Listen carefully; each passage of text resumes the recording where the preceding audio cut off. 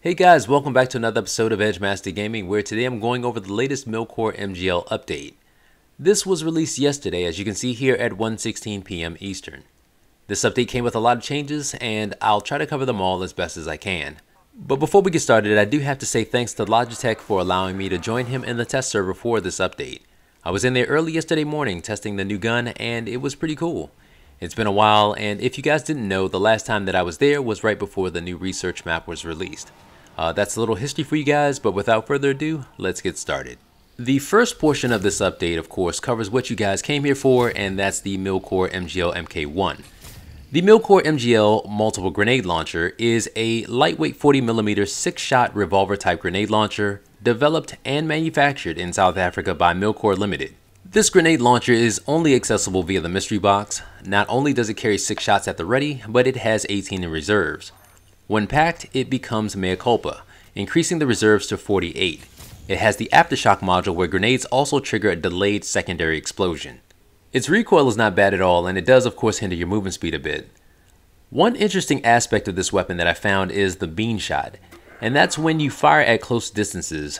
There's no explosion, just a grenade beaning the zombies in the forehead.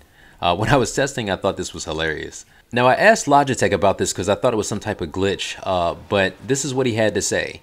Yeah, the grenades have a safe arming distance thing, and it's funny when you bounce kill. Yeah, it is pretty hilarious. But here's the Milkor in action.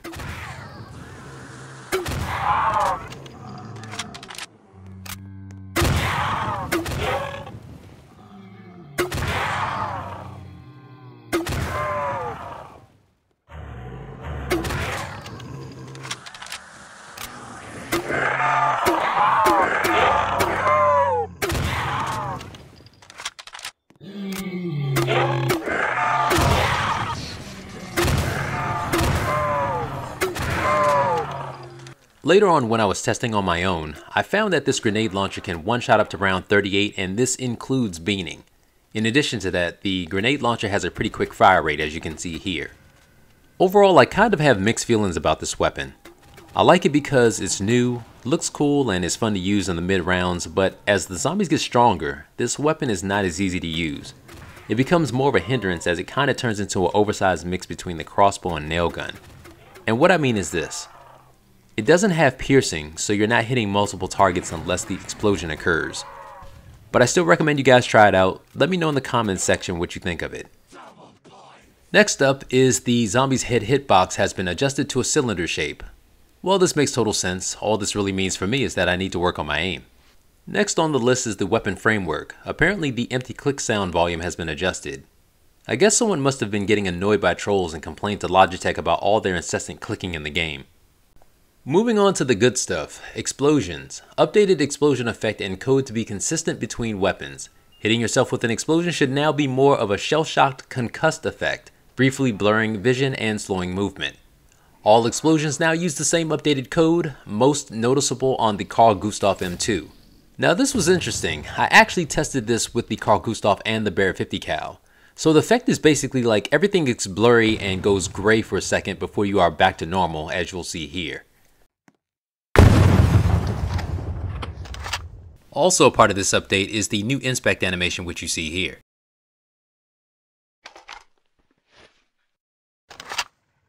And notice the difference here with the far away versus the up close shots of the Barrett.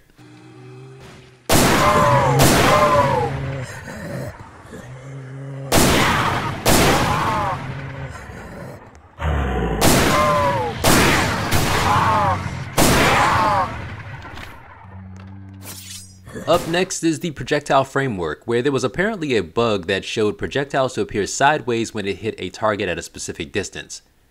That's interesting, and I wish I had some footage of this, but I don't, so let's just move on. Next on the update, we have manually operated weapons, where there was a change to the internal fire time numbers for bolt action and pump action weapons to more accurately reflect their actual in-game rate of fire. This change affected the Remington, M26 Mass, and the AWP. Now I tested the AWP just to see if I can notice a difference. I did notice that the weapon fires more accurately, and this is what I mean. Before the update, when I would try to fire, it just seemed like it couldn't even though the bolt action animation would complete. It's kind of hard to describe, but as you see here, I was testing this and it seems to be a lot more polished. I could be wrong, maybe I'll ask Logitech to confirm. Next on the list is no weapon. Apparently you no longer get a hipfire reticle when not having a weapon, and most importantly you can now perform a knife attack when you click the mouse. Here's a first person view of what that looks like.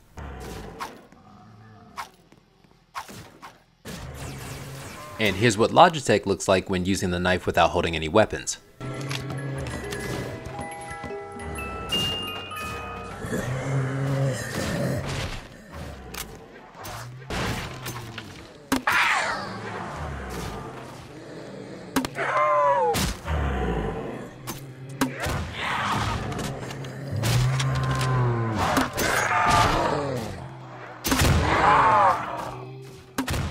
Moving on to Perk Machines, where a bug was fixed when knifing or swapping weapons before the perk drinking animation could cause the player to not automatically equip their weapon when finished. I think that this fix was put into place to prevent the latest 5 perk glitch. It looks like it still isn't patched though. And thanks to God Mode On for this screenshot. Next up is research, where there were minor changes made to the map to fill in spots and unintentional gaps on the map that players were able to wedge themselves into. I notice here where it says there was another office chair added to the corner of one of the upper testing chamber side rooms. And if you're curious like me, the new office chair in question is the one right here. Next up we have the heads up display, where there was a small change to make the Pack-a-Punch modules with longer descriptions to not be as visually cramped. It's pretty self-explanatory, so let's just move on. Up next is security, where there is now a persistent player punishment system that can enforce player bans and kicks. This is awesome. I hope that this finally removes hackers from this game, but sadly I know there's someone out there who's going to continue to try. You know what's better than hacking actually? Learning how to play this game. There's so many videos on my channel alone that teaches you from beginner to pro level that it's ridiculous to hack at this point. Moving on to the Ranger, where I can't believe that this gun actually got a buff. Apparently the module increases the damage up close and the spread of the weapon. This is also reflected in the wording of the module description. Up next we have the M249 and the RPD, where the reload animation with not enough rounds remaining now properly inserts a partial belt. That animation, if you're curious, looks like this.